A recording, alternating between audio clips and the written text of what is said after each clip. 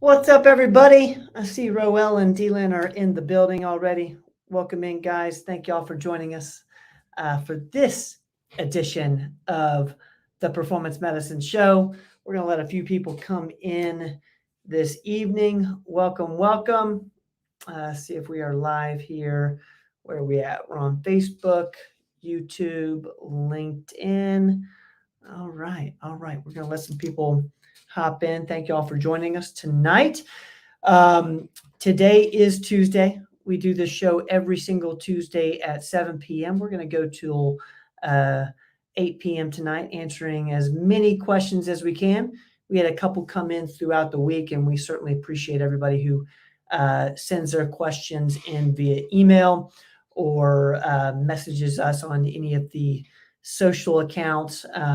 So I always encourage that. If you guys want to make sure your question gets in, email it during the week. I try to catch as many of those as possible. And man, I'm telling you, the questions this week are phenomenal. Can't wait to get to those. For those of you who are with us live, if you have a question for Dr. Rogers, go ahead and put it in the show. I see my man Mike is here. Mike's in Knoxville, one of my Knoxville neighbors. What's going on, man? Great to see you. Dave, what's going on, man? Good to see you. Team Rogers is in the building tonight. We'll be here till 8. If you have a question for Doc, go ahead and put it in. You guys know the drill. On Tuesdays, we send out Performance Weekly. It's a curation email of all of our content throughout the week. And if you guys don't know by now, we have a brand new YouTube channel that I'm super pumped about. I know my brother is, and I know you guys are. It's the Diabetes Tour Guide with host Andy Rogers.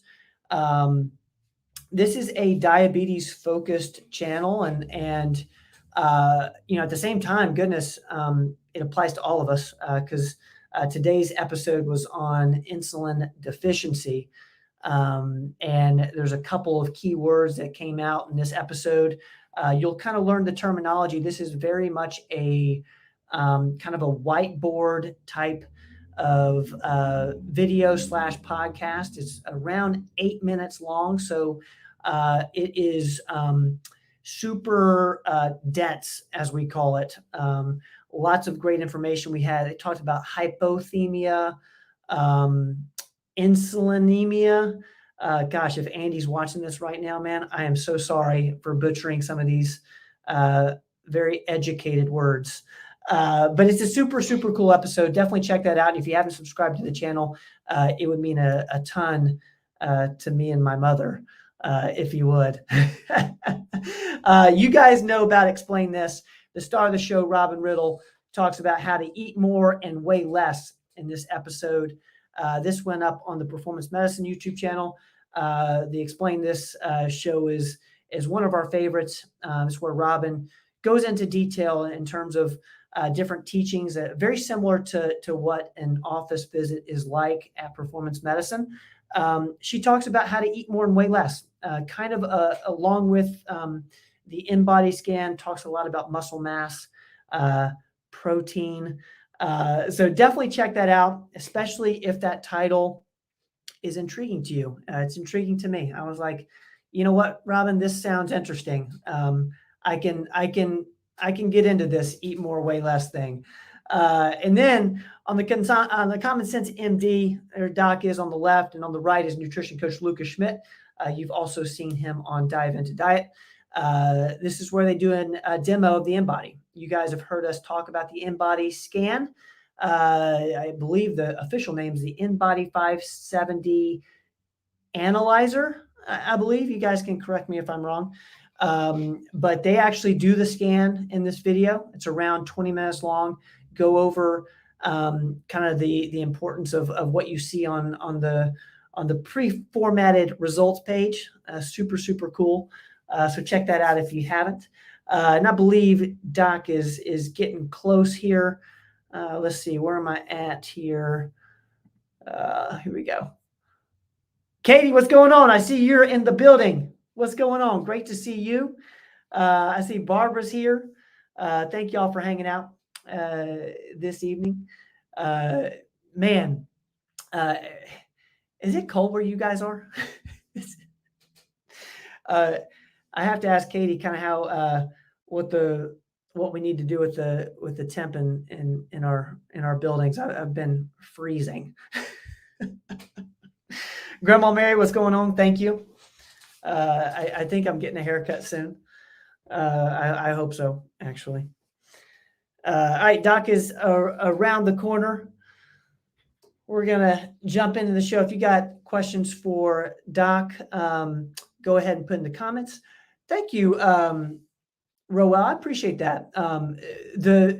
The diabetes tour guide content is definitely a different type of content for us, and it's super cool. We've really been enjoying making those, so I'm glad that you like it.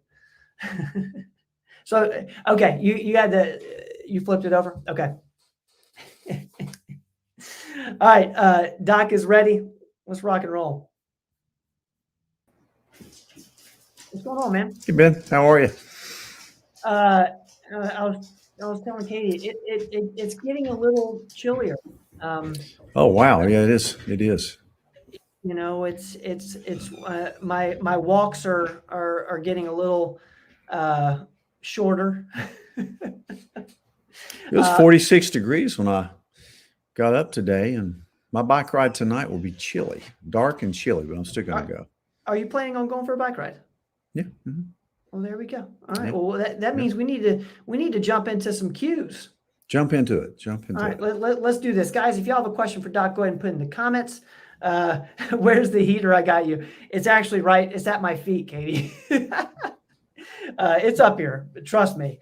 I have the heater up here, getting that thing ready for fall. Okay, let's rock and roll.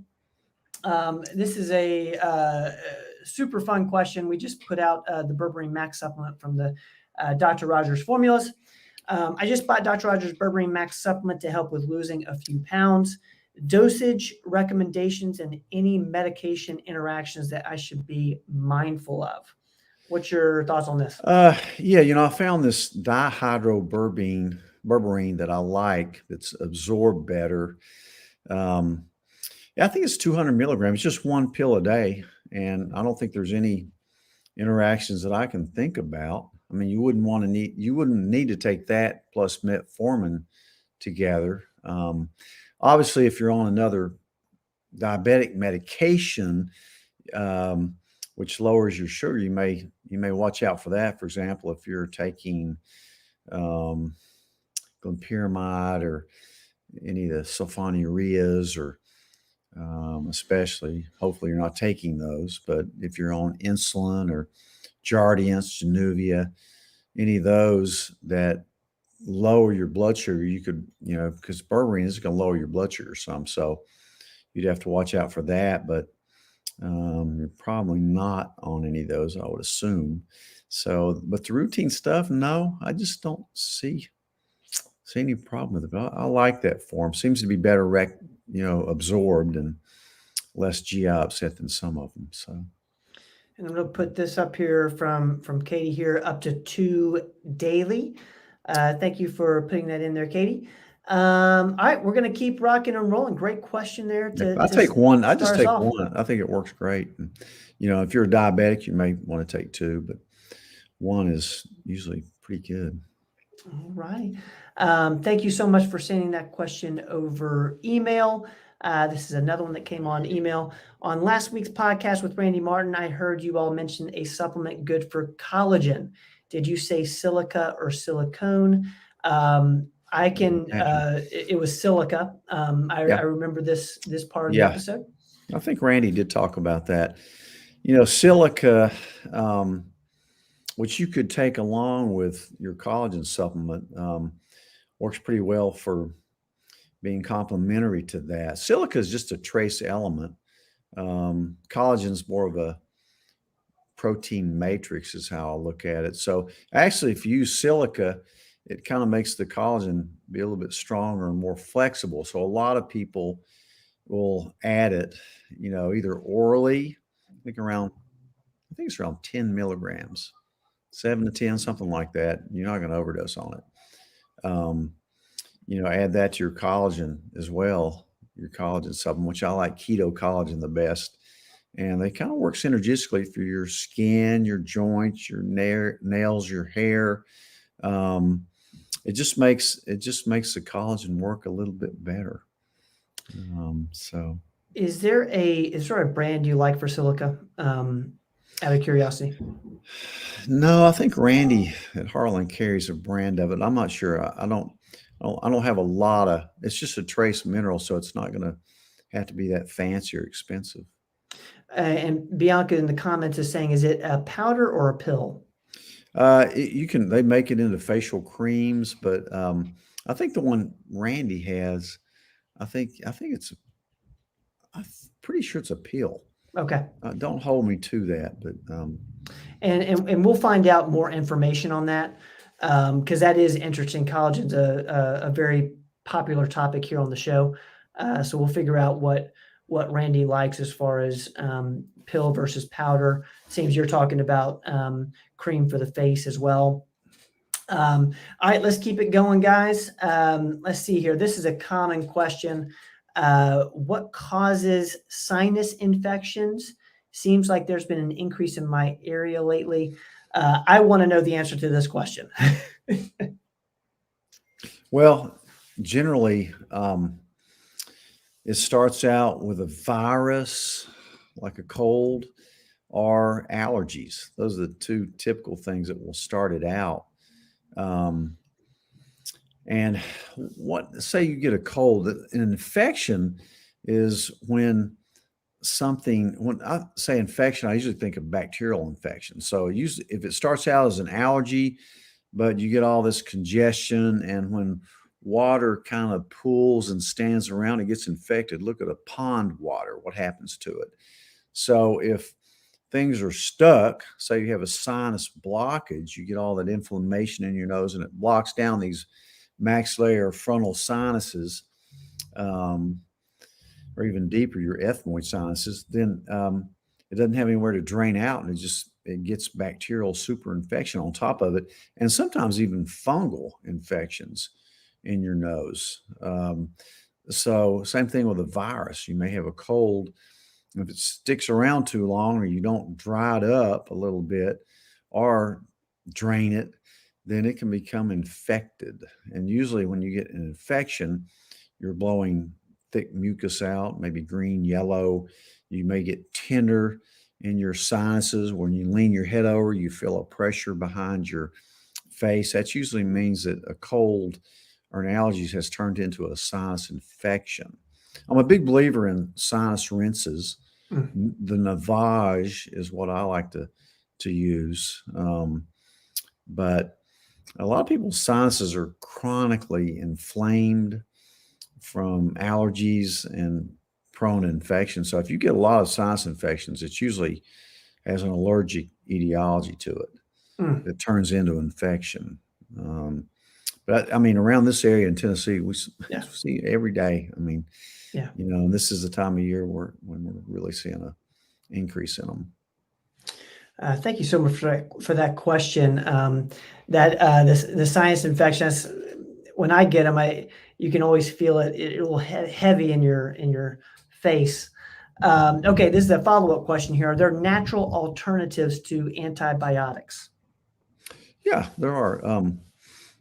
A lot of people when they get a sinus infection will, start spraying colloidal silver up their nose. I certainly think that's probably the best one that I know. Zinc is good. It's almost like a natural antibiotic. I think vitamin D, when you pop your vitamin D up to really high, anytime you get a cold, a sore throat, start popping 50,000 of D for about 5 days. And you can even take a vitamin C hourly until you start to feel better while you're awake, and it will help. Yep. Vitamin C is great for that. Zinc, of course, nasal sprays. We keep a lot of Cofix, which is basically betadine. Iodine is another alternative that you spray up your nose and down your throat. That's great to have to start out on if you're coming down with a cold. And there's a lot of other things. I think oscillium is a good one. There's a lot of essential oils that are alternatives to antibiotics. So there's a ton of them. We did a podcast with Jeff Thomas, a good friend of ours who worked at Life Extension for a long time. And he mentioned to me that taking vitamin C, I think it was like 1,000 of vitamin C every hour, like you just said, for 24 hours. And I've never tried it. That seems pretty intense to me, but like, that's a great alternative, you know? That's not intense at all. I mean, gosh, that's a low dose of vitamin C, believe me. Think of how much Izzy just came up. I mean, gosh, we give, Yeah. When you consider how much vitamin C we give IV, like say you take a gram of vitamin C orally, only 20% of it gets into the cells. When we give it IV, 100% of it gets into the cells. And sometimes we'll go up to 100,000 milligrams, over a 4-hour period. Then we infuse for serious things. But so taking a gram of C an hour is nothing. Yeah, that's true. That's true. So quercetin, I love quercetin. I love NAC for your immune system. Those are two that are really good. All right. Thank you so much for that question. We're going to keep going here. We're going to go to a couple of hormone questions. This first one here is, can having low thyroid or hormone issues cause you to lose bone in the teeth? Yeah, it certainly can. It certainly can. Hypothyroidism or hyperthyroidism can cause a lot of gum damage. A lot of times, your oral cavity is almost like a window into your body, really. I mean, a lot of times you get some manifestations in your teeth and gums that will signal that something else is going wrong systemically. And thyroid's a major one. It certainly can cause hypothyroidism and hyperthyroidism. Graves' disease or overdosing on somebody too much on levothyroxine can cause bone loss, and also can cause decayed teeth, gum disease. So certainly, I know a lot of dentists that have sent me patients just because they thought they had low thyroid based on their teeth. So certainly it can. And there's some evidence that levothyroxine can even cause damage itself on your gums. That's one reason I prefer Armor or NP. Plus 90% of my patients feel better on those forms of thyroid. They've been around for 100 years. Desiccated pig thyroid. This seems to work a lot better than Synthroid or levothyroxine in most of my patients. You have a combination of T3 and T4, and really all T1, T2, all of them. And hormone, of course, thyroid's a hormone, but other hormones, of course, I mean, low estrogen is going to cause bone loss and therefore, degrading of your teeth as well. So, loss of calcium. So great question. Great point. Really. Certainly can. It's funny.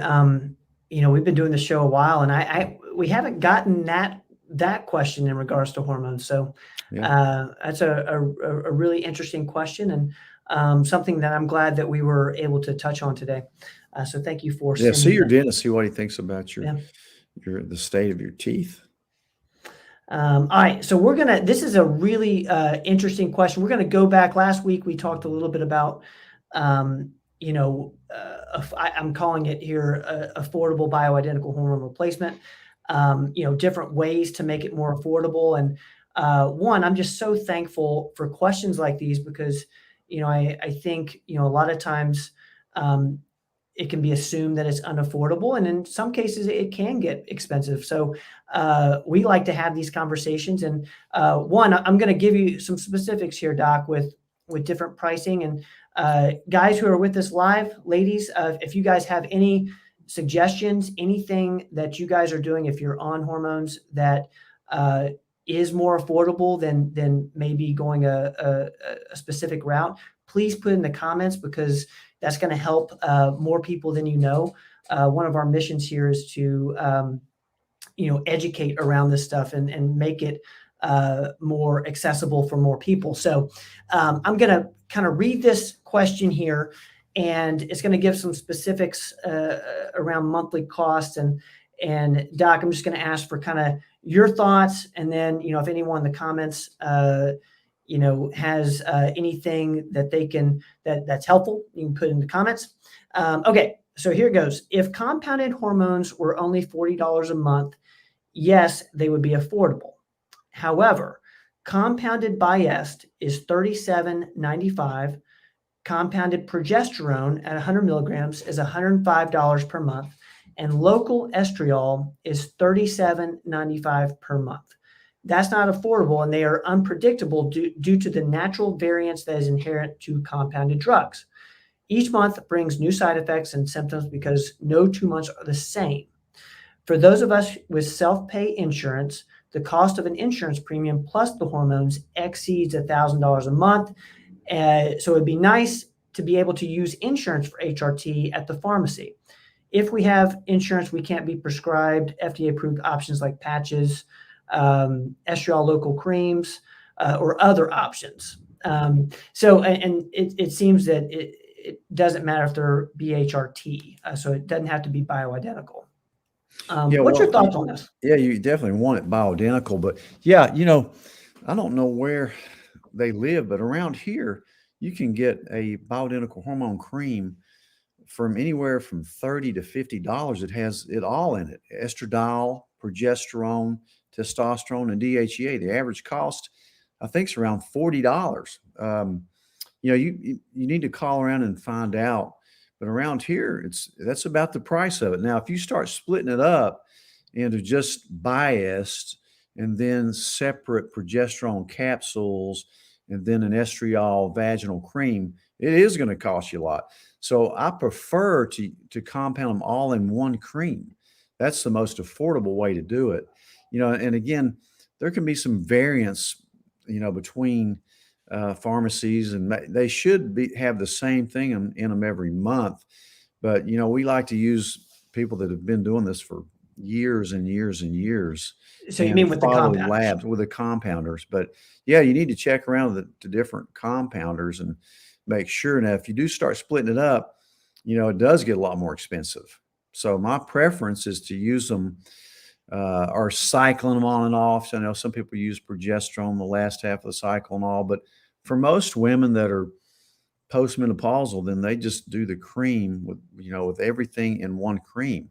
And that's the price around here. If you live in a different part of the country, maybe call up here to some of the ones up here, and maybe they can mail them to you. But an option, insurance is expensive for sure. There's no doubt about it, and that's expensive. Yeah. You're paying $1,000 a month for your premium. Well, it seems really that plus the hormones is over $1,000. Yeah. That's so. Look at getting a compounded cream with everything in it, for pretty affordable price, and try not to split them. Now you can use, there are bioidentical hormones that are available commercially. For example, an estradiol patch, your insurance may cover it. You just check with them for sure. And then if you do that, you could use an oral progesterone, which is the only oral hormone I use, maybe besides DHEA, but you can get an oral bioidentical progesterone called Prometrium, at any pharmacy, CVS, whatever. So you might try that if your insurance will cover it. So that is a bioidentical form of progesterone. It's micronized progesterone, not medroxyprogesterone, which you totally want to avoid. So, try the combinations. And if it's still in your area, just unbelievably expensive, and you don't want to, combine them into one cream, then you could try getting the estradiol patch and oral Prometrium. And then you could even, testosterone is a different matter. You're probably not going to get that for women too much at most pharmacies, but I think that is, a good part of what you need. And as a woman, you still need testosterone. So you may be able to get by with just one thing in women, you can pop your T level up by just some DHEA. Mm. As a woman, I probably wouldn't go over 15 milligram of it. Put a lady on that today to pop her T up. She didn't want testosterone.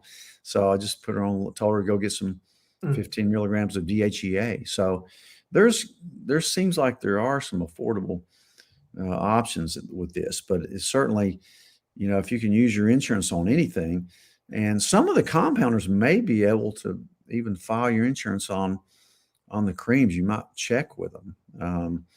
I've heard of them doing this, but for around here, the creams with everything, just I think the average is around $40.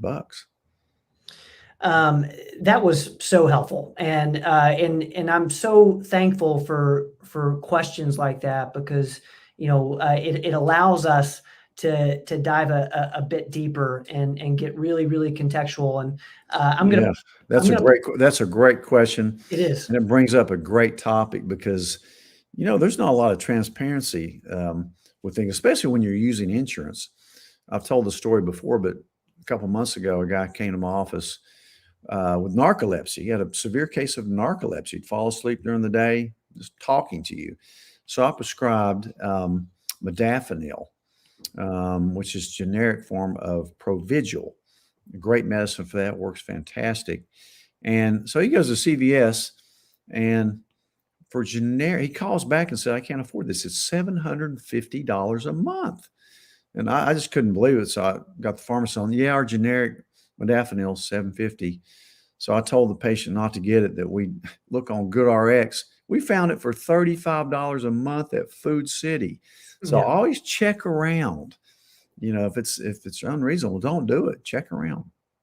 And that's really, one of my ambitions and visions for this show is that we can, through everybody that's with us live, if you're listening on the podcast, give your feedback for what you're seeing. And a lot of these ideas we get from you guys, and you guys might know of a price that is beneficial to somebody in here. And even if they're not live, they might be listening a week from now. So thank you guys for, I'm seeing Roel's putting in here. He's $50 a month for his wife in Texas. Katie's saying a lot of the local pharmacies will offer a discount for 3-month supply. These are really, really helpful tips. There's Lisa right there. Insurance is a racket. I'm gonna put this up here from Caesar here, costplusdrugs.com. I think that's Mark Cuban. Yeah. So thank you for putting that in there. I really want this to be a place where we can, bring everybody's experience together and what you're seeing. And because again, you do need to shop around for this sort of thing. And your example with the Food City patient is evident of that. So thank you for teeing us up with this topic and allowing us to dive a bit deeper. And thank you guys for putting in the comments, things you're seeing and prices that you're getting. And it's super, super helpful. All right, so we're going to keep rolling. Let's see. I think that's enough. So last question that we got throughout the week. And if I missed you, I'm kind of got an eye on my email right now as well. So you can let me know there. But we're going to go to the live portion of the show where we answer live questions. So if you have a question for Dr. Rogers, go ahead and put in the comments. We're going to be here till 8 tonight. Let's see where we're at. Evangelin's here. Evangelin, what's up, man? I didn't see. I would have given you a shout out here when you got here. Okay, let's see. I'm sorry. Coal miner's daughter, what's going on? Great to see you. Let's get to Velma. Terry, I see you. What's going on, man? Velma's asking, how do you treat ringworm from the inside out, or do you just treat the rash? Gosh, if it's just one spot, usually treat it with just an antifungal cream, like Lotrimin, something like that. But if it's more than one place or spreading or that doesn't do it, I use an oral medication to treat it. Sometimes I use nystatin. Sometimes I use diflucan. But usually if it's pretty minimal, just the Lotrimin cream will work.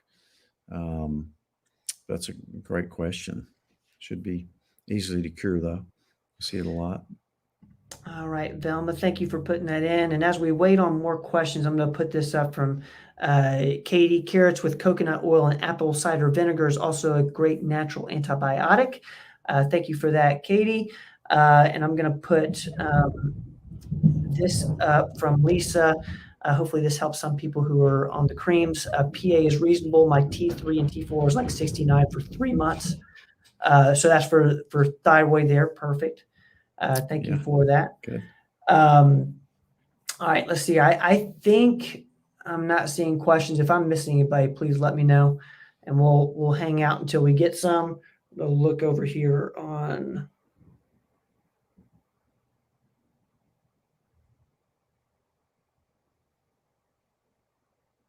All right, I don't think I've missed anybody. So if you have a question, go ahead and put it in. If not, we'll make it a shorter show and let Doc get to his bike ride. But for those of you who are new to the show, we do this every single week at 7 o'clock. We answer live questions as well as questions that come throughout the week, either through email or on our social accounts. I'm going to take the time because we got a couple people here that are probably new. I'm going to put this up because to give a huge shout out to my brother. If you guys have not subscribed to the Diabetes Tour Guide, please do. This is where we talk about all things diabetes. Roel likes it. If Roel likes it, I think you guys are going to like it also. But we're super. He's got that mustache going because he's in a play, which actually we're going to go see Saturday night. I'm not gonna be there this Saturday, but I'm probably gonna catch the last weekend. He's in it with Lucas, who's, let's get Lucas up here. Lucas is the star of this upcoming play over in Jonesboro at the Jonesboro Repertory Theater, and Andy is right there beside him, I believe. Let's see here. Stan has a question. Thank you, Stan. If you take testosterone, does this affect blood pressure? They recommend donating blood. Why, Stan? Thank you so much for asking this question. This is one of a common question we get in office, and a common mistake we see, actually with hormone replacement. So, what's your thoughts on this? Yeah, there's a lot of misconceptions about testosterone, and most doctors really don't understand it either. They don't look into it. They're not taught about it. But no, it will not raise your blood pressure. Now, the reason that they may recommend blood donations is because testosterone can thicken your blood. So if you get on testosterone, of course, you need to look at your hematocrit, hemoglobin hematocrit, which is the volume of your red blood cells. And in about probably 5% of my patients, it raises it enough to where I tell them to donate some blood. But, you don't need to do it unless it raises your hematocrit. So you don't just automatically go do it unless you want to, which is a great idea if because other people need it. But you really don't need to do it unless it makes your blood thick. And it's not a high percentage, it's some. The other thing we watch out for, of course, is it aromatizing or converting to estradiol. And in that case, sometimes we'll put you on an estrogen blocker, sometimes just zinc and broccoli extract, over the counter. So there's just a lot of misconceptions about testosterone. I think I had somebody today that asked me their doctor had told them something about it, and it was completely wrong. But, testosterone does not cause prostate cancer. It does not cause heart disease or strokes. It just doesn't do it. It helps everything. Think of your heart as a muscle. Testosterone promotes muscle growth. So it's great for your heart. It's great for your brain. It's great for your bones. It's great for your energy. It's not just for muscle growth or libido.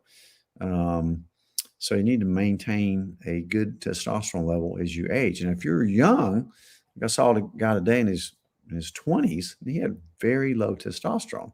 In that case, you have to go find out why. Does he have primary hypogonadism or secondary? Primary is testicular failure. Secondary is the signal from your pituitary is weak. So there's different etiologies or causes of both. But so you have to know what you're doing with when you prescribe hormones. Another thing is you get from the gynecologist, women don't need testosterone. They do need testosterone, just a lot lower dose. That seems to be the one hormone out of all the female hormones that works the best, at least clinically. They'll feel better with that. So there's a lot of misunderstandings about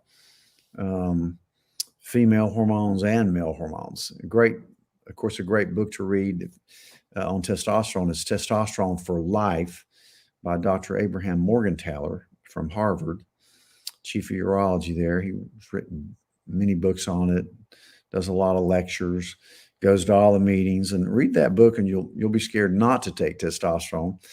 And he'll explain why, with metastatic prostate cancer, they use testosterone blockers. And if you're as a female, you should read All About Women's Hormones by Dr. Pam Smith. It really is a good summary of, the pros and cons of taking hormone replacement. And if you're a female, start looking early at your hormone levels. I had a lady today, 42 years old. Her estrogen level was really high. She had no progesterone and very little testosterone. And she just felt bad. Wasn't sleeping.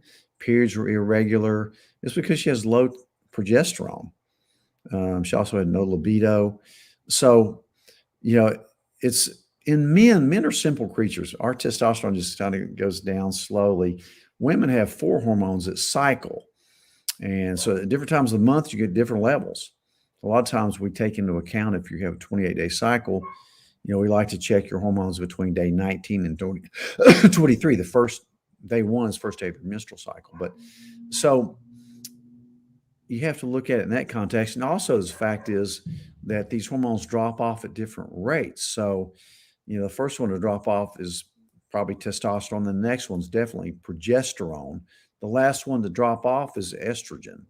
So in those mid 40s, you're probably low on progesterone, and you're not having the overt symptoms of hot flashes, night sweats, and all that you'll get at 50, 51 when your periods stop, and boom, you're in full-blown menopause. Well, by that time, it's not too late, but you should have started earlier. You would save yourself a lot of grief, probably a lot of bone loss, and a lot of sleepless nights by starting progesterone early. It also, lessens the chance of uterine fibroids and fibrocystic breast from that estrogen dominance that you see. And I can really get into the woods. There's different kinds of estrogens. And there's also different metabolisms of estrogens. Sometimes if we want to look into it really closely, we'll do a Dutch test and see how, which pathway that your estrogen is going to be metabolized down, the 2, 4, the 16. And, some pathways are safer than others. So, but in general, the thing about most hormones is, you need to be cautious and conservative, know what you're doing, keep up to date on your mammograms or thermography if you prefer, and that type of thing. Certainly, bioidentical hormones do not cause breast cancer. They lessen your chance of breast cancer. There's a lot of things that came out of the Women's Health Initiative 13, 14 years ago. It was totally misleading. So, you can take a hard look at that if you want to, but, just go to somebody that's knowledgeable about hormones and then make your own decision. In my opinion, it's your decision. As doctors, we're there to inform you of the benefits, risk, And through not only research and study, but experience and seeing patients for years and seeing how they age, how they do. So a little expose on hormone replacement. No, I love it. And Stan, thank you for putting that in there and kind of setting the stage there because we need to educate more on hormones. That's why I'm thankful for all the different types of questions around hormones that are coming in. We got a couple questions that are coming through. I see Evangeline's, Lisa's, Wilma's, Patrice.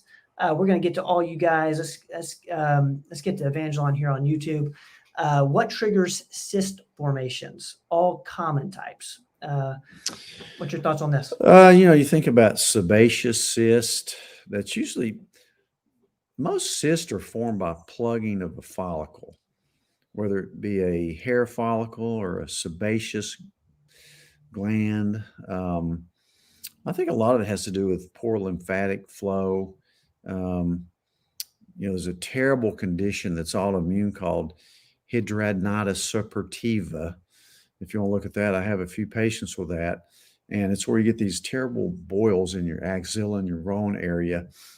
It's a bad thing. Sometimes surgeons have to cut out a lot of those cysts. But make sure you can sweat. That's one reason I like an infrared sauna, is so you can open those pores and get them draining. I like lymphatic massage. Dry brushing your skin helps. Massage in general helps. You can get cysts with acne as well. From too much testosterone. You can definitely do that, especially too much dihydrotestosterone. That's why teenagers, when they finally hit puberty, they get that rise in testosterone, and they can get cystic acne from it. And there's a lot of other theories about what types of bacteria are in those cysts. They can become infected. But I hope that helps you. A ganglion cyst is one that usually forms on the wrist from some kind of micro trauma to the synovial fluid that surrounds the tendon to provide lubrication for that tendon to move. And that cyst can work its way up towards the skin and form a big cyst on your wrist that usually has to be removed, taken out. But gosh, I used to take out all kinds of sebaceous cysts on people's heads, scalps, backs. And most of those, if you didn't get the whole sack, they would come back. So really, I like to take those out when they're not infected. Usually I'll treat them for infection and then take them out when it calms down. But anyway, I hope that helps you, if that's what you're talking about. I hope that helps, Evangeline. Let us know if we were on the mark there. Let's get to Lisa over on Facebook. I mentioned I take 1,200 milligrams of calcium daily, and Dr. Rogers didn't know why I take it, that no one should take daily calcium. But ever since my thyroidectomy and partial parathyroidectomy, my calcium is always low. My lips tingle when it gets really low, so I have to supplement. Is that a bad thing? I take K2 every day with it as well. No, you need to take calcium. Okay. You're one of the rare people who has a parathyroid problem, which regulates your calcium metabolism. But yeah, you need to take the calcium. But most people that are just, I have an issue with people taking extra calcium that don't need it. You need it. But most people, most women, they'll say, well, take 1,200 milligrams of calcium daily to prevent osteoporosis. It's really, not going to prevent osteoporosis. And, if you get too much calcium, you don't want it, because that's what gunks up your arteries, gets you in your joints. Again, the D with K, the bioidentical hormones, daily exercise, weight-bearing exercise is what's best for osteoporosis or osteopenia. Read Dr. Lucas's book that just came out on, common questions about osteoporosis. But no, Lisa, you're one that needs the calcium. Please take that. So, but that's a rare thing. Lisa, thank you so much for giving us context there. Gosh, I'm so glad that we got to answer that question for you, Lisa. Thank you so much. All right, let's keep going. Wilma on YouTube. If you have a blood disorder, can you use curcumin? If you're taking curcumin, can you still take 81 milligrams aspirin daily? You can. Definitely curcumin can thin your blood. There's a mosquito in here trying to bite me, Ben. Which they attracted me. And I did get my mosquito bracelet. Thank you. You know who I'm talking about. Thank you for my mosquito bracelet. I should have worn it tonight. I thought with this cold weather it'd be all gone. But there's a mosquito flying around my computer in the basement. And usually it's outdoors. But anyway, they really follow me. They really like me. They like my blood. But anyway, getting off track. I think I killed it. I'm not sure. But yeah, so curcumin definitely could thin your blood a little bit, just like fish oil can, vitamin E can. So if you have a bleeding disorder, you bleed too easily, you might want to be cautious with that. And what I do, like I certainly take an aspirin daily, and I take my aspirin really at night, just because you're more likely to have a cardiac event early in the morning. You want it on board at night, assuming it doesn't upset your stomach, because I don't recommend you eat at night either. But just space it out. Just don't take it right around when you take curcumin or omega-3s. Just separate it by a few hours. But it's a great question. Great question. Curcumin's an awesome thing. I talked to a patient today that was inquiring about use of Fenbin for cancer. And that's one of the things on the protocol, that curcumin and CBD oil, or they help cancer. And look at some of the protocols. Thank you so much, Wilma, for that question. We're going to go back over to Facebook here. Patrice, oh, very cool. You're going to love Brooke. I'm so excited for you, Patrice. Very excited for my first appointment in performance medicine tomorrow with Brooke. I'm excited for you, Patrice. I'm interested in your experience with heart electrical problems, PAC, PVC, SVT. Also coming in for hormone balancing. Back around. I thought that was like your action. No, I'm trying to kill that mosquito. I'm trying to kill that mosquito. Okay, I appreciate all experience. Thank you so much, Patrice, and I know we can help. What's your thoughts for this question, Doc? Yeah, I mean, those electrical PVCs usually, they can be bothersome for sure. It just depends on how many of them you have and whether you're symptomatic from them. Certainly, PACs and PVCs, premature atrial contractions, premature ventricular contractions, are very common. Everybody has them. Some people have a lot of them. And some people have every other beat PVCs. It's called bigeminy. It's scary, but it's usually, even with that, it's usually not ominous. Now, SVT, if you get in the long run of supraventricular tachycardia, I mean, you can really end up with, having to take something for that, or even get an ablation. My wife, Jenny, your mom, Ben, had episodes of SVT that got pretty serious to the point of syncope, passing out while running. So she had actually 2 ablations where they go in there, and it's a special type of cardiologist called an electrophysiologist who goes in there and maps out the electrical system of your heart and burns a particular aberrant circuit out, which worked for her the second time. Yeah, I mean, if you have significant problems, I'm sure you've ruled out causes or precipitating factors like too much caffeine, too much stress, problems with your thyroid, problems with your electrolytes, that type of thing. Most of the time when I see it, if it's not caused by stress or too much caffeine, it's more of an inherited thing. And this depends on how severe it is. I'm sure you've probably seen a cardiologist about it and done a Holter monitor and looked at that and to see if it's anything ominous. It usually isn't. Um, sometimes they can even use medications like calcium channel blockers, beta blockers, that type of thing uh, that will calm them down a little bit. But so make sure you follow up with your cardiologist, but don't freak out about it. But get one that has a lot of experience with, electrophysiology of the heart.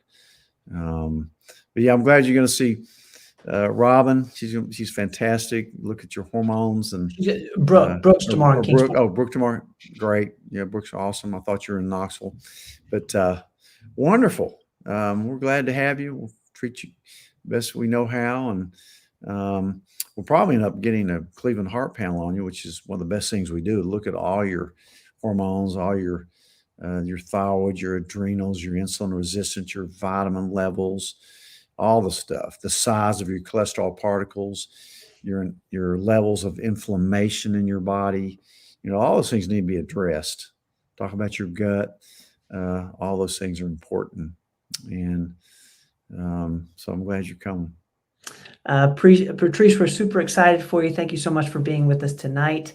Let's go to Mark's question on YouTube. In my area, we are experiencing antibiotic-resistant UTI infections with a shortage of antibiotics. Some are looking to Urel. Is a combination of 5 medicines: hyoscyamine, methenamine, methylene blue, phenylsilicate, and sodium phosphate. Any thoughts? Mark, I knew you'd do this to me, man. Mark throws those big words in so Ben will mess up on the pronunciation of them. But yeah, those are all natural ingredients. Of course, the one we really love is methylene blue, but I'm glad they're putting that in there. And, the salicylates and hyoscyamine, that may calm down the inflammation of the bladder. So you're kind of hitting it from all the aspects. So yeah, I'm all for it. We use a ton of methylene blue. And our dogs like it too. Our dogs like the methylene blue. I love it. But yeah, that sounds like a great combination. I haven't seen that particular combo, but wow, I'd love to see how it works out. And maybe if they could do some CNSs of that urine, see what bugs grow out and see if it clears it up. That's awesome. Thank you for putting that in there, Mark. Let's get to Kim's question. Do you recommend hormone therapy at 60 years of age? I had a total hysterectomy at 43 and have been only on estradiol patch since then. What's your thoughts on this? No, at age 60, you really should be lined up and just shot and put out of your misery. That's what I think. I'm kidding, Kim. You got to throw some humor into this thing. Of course, I recommend it at age 60. I recommend it at age 90. Total hysterectomy at age 43. But, the feelings on it, I really think you need progesterone. I think you need all the hormones. Just because you don't have a uterus doesn't mean you don't still need progesterone. Think about it. I mean, you've always had it. It's very protective of your breast. It helps you sleep. It helps keep weight off. It has about 300 different things that it does. But, the way I was taught and the way most of the gynecologists are taught is, that progesterone protects your uterus against unopposed estrogen, which it does, but it also has all these functions that protect everything else, especially your breast. So you need the other things as well.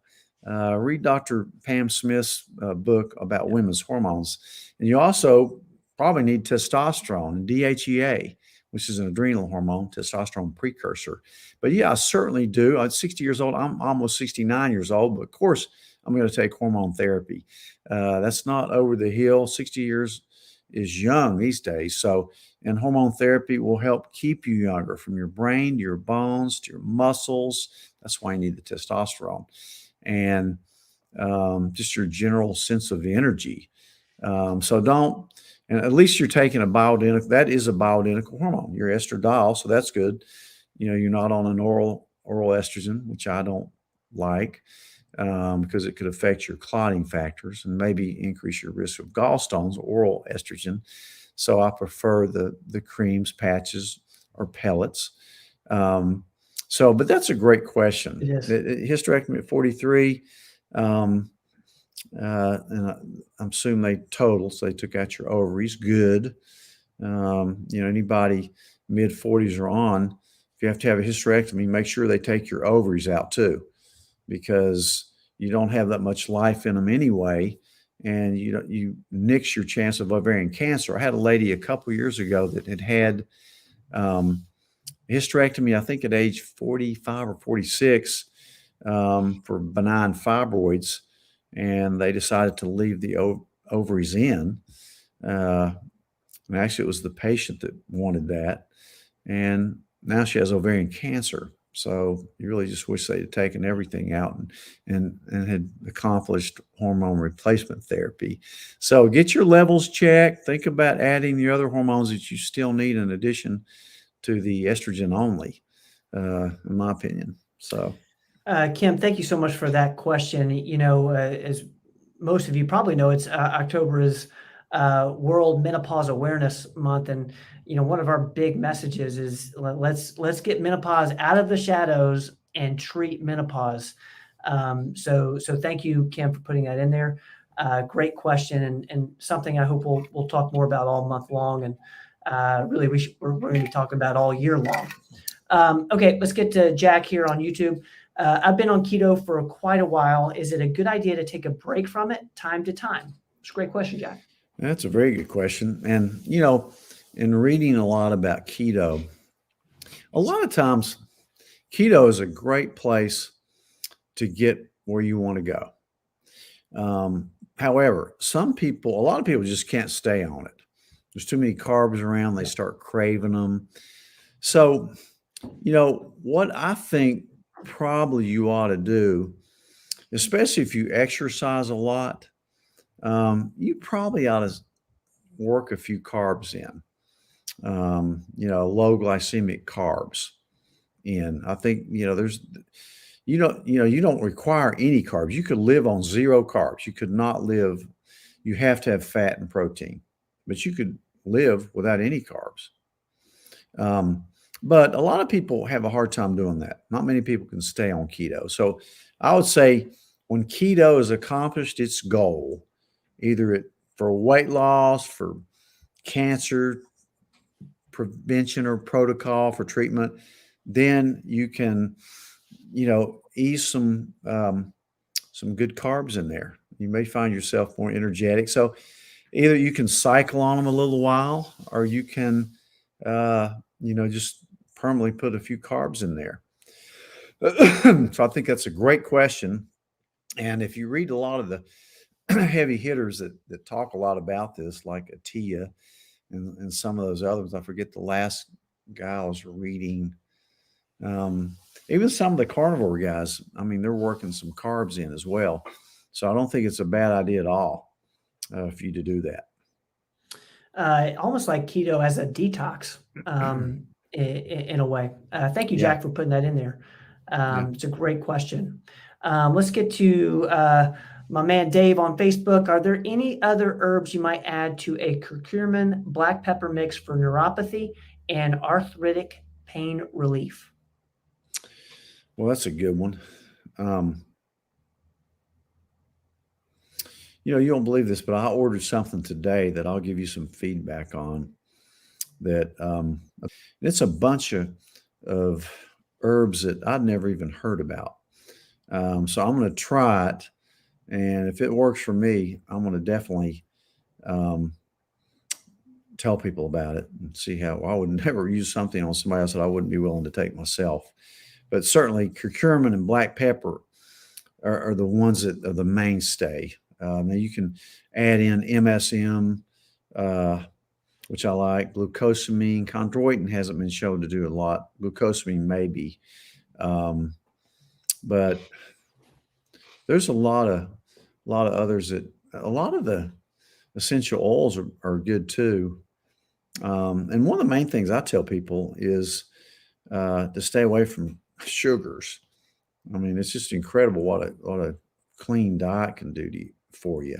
Neuropathy, B6 I like for neuropathies. A lot of it depends on what's causing neuropathy. Is it from your back? Is it diabetic? Is it idiopathic, meaning we don't know what caused it? But you might try a little bit of B6 as well. But stay tuned for that. One of my quests is to find something that will help people that get around my age that hurt a lot. They're very stiff. They hurt. All of us at my age have a little osteoarthritis. And I'll just give a little behind the curtains here. I got about, Dad always sends me articles that he's reading, and I got like 10 in a row on, I think it was Saturday, and they are around what he's kind of hinting at tonight with the arthritic pain relief. So stay tuned on that yeah. one. I'm on a quest for that because he is. He truly is. I'm on a real quest because most people that come in to see me, either they're tired or they hurt. Yeah. And, so I see so many people my age that, we're all playing pickleball now. And if you play 2 hours of pickleball with good players, the next day you are really going to be sore. Even a guy like Ben is going to be sore. Yeah. Am I not right? No, for sure. For sure. I get really sore, and, I think we all could benefit from things that, as we get older, just the recovery time so much longer. But as we, are you, so I'm going to kind of bookmark this. So we'll get back to what you're kind of hinting at. And for people that really have severe problems with it, I'm definitely going to come up with a protocol. And believe it or not, it may even include very low dose prednisone chronically and maybe LDN with it.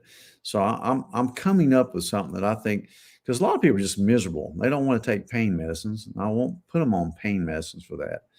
And, non-steroidals a lot of times quit working. They can hurt your stomach. They can affect your kidneys. But, with any of this stuff, you have to look at your, your blood work occasionally to look at and see. But if Katie's still on there, that stuff I ordered, you may, if you can remember the name of it, we'll flip it up there. But I'm definitely going to try it and see how it works on me. I've had a lot of people that tell me this pain factor works. I know there's a lot of herbs in that, including curcumin, black pepper, and all that. But we'll see. Just stay tuned for that one. Stay tuned for that, guys. We're going to give you more information on that. And real quick, we're going to take a last question here from Evangeline. Follow-up question, the question that was asked about heart health and testosterone. What about the effects on homocysteine levels? I haven't seen it affect homocysteine levels. I certainly check homocysteine levels on our Clevelands and look at that. Mine was high. The main thing with homocysteine is the people that are affected usually have a methylation defect in the MTHFR gene. I certainly have the double mutation 677TT, which is the bad one, which increases. It all has to do with that methionine homocysteine cycling. Homocysteine, you don't want it to build up because it's an inflammatory agent. So it usually means you're going to need methylated B vitamins. So I really haven't, and maybe trimethylglycine. That's another really good thing you can do to get the homocysteine level down. Glycine is a very helpful supplement. But no, certainly we always keep an eye on homocysteine levels, but I haven't specifically seen it pop it up that much. It's usually due to the other causes. But if your experience says that when you just started taking testosterone, it went up without any other factors, it'd be interesting to kind of do a study on that and see. But Evangeline, thank you so much for putting that in there. It's a great observation there. And I see Roel's comment there. Yes, we will most definitely. This is something that's so important. Can you please make a video on balance for older folks? So important. So yeah, we'll definitely be doing that. I think we did one on that with Ernie at one point. Our physical therapist. It's been a while though. But yeah, so important. Yeah, that's very important. One of my things with people as they get older is to work on balance. And to see if they can get out of the floor without using their arms and hands. That's something you probably should be able to do.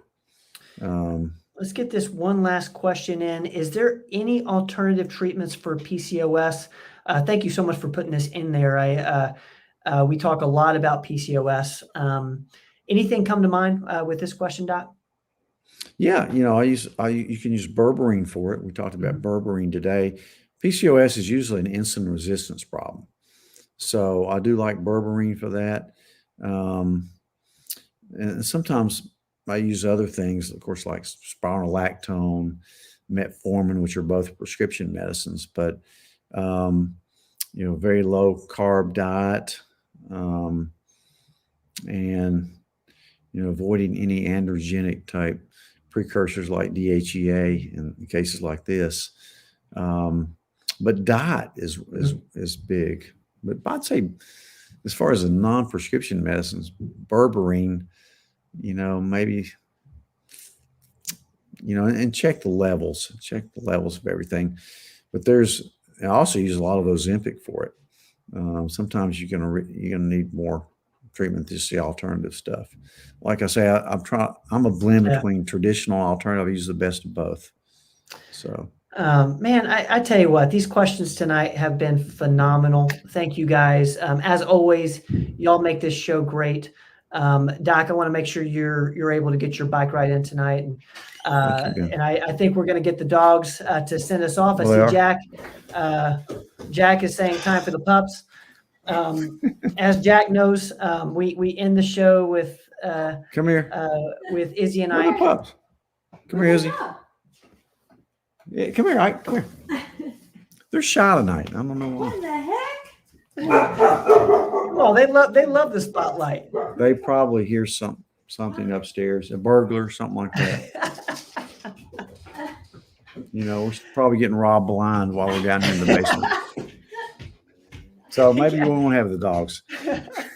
They're protecting the house. They were chasing a skunk last night. I was glad they didn't get sprayed, but they were in the backyard. Well, Doc, thank you so much. Doc, AKA Dad. This has been a blast as always. I appreciate this time with you. And I'm so thankful that we get to share this with everybody. And like I said, you guys make the show. These comments and questions are so helpful, valuable. They make the whole thing just incredible. So thank you so much. Looks like we're going to have one dog at least. We may. Who knows? Well, they're both of them are. Come here. Come here. Come on, guys. Y'all got to end the show. All right. There's Izzy. She's always the first Izzy. one. She's kind of a ham. She likes to be first. There's Izzy. There she is. There's Izzy. There's little Izzy. Izzy, are you happy now? And there's She likes to lick me. And there's Ike. They compete with each other. So I love it. Well, guys, thank y'all for closing out the show. I love you all. Thank you so much. Allison, I love you. Thank you so much. Bianca, thank you. Thank you, Jack. Thank you. Guys, we love you. We'll be back Tuesday, 7 p.m. to do the same thing. We do this every single week, 7 to 8. Don't miss it. We answer every single 7 to 8. We answer as many as we can. But we love you. Papa, love you, man. All right, we're heading out, and I'm looking for my outro from Brad. See you guys. Don't go away.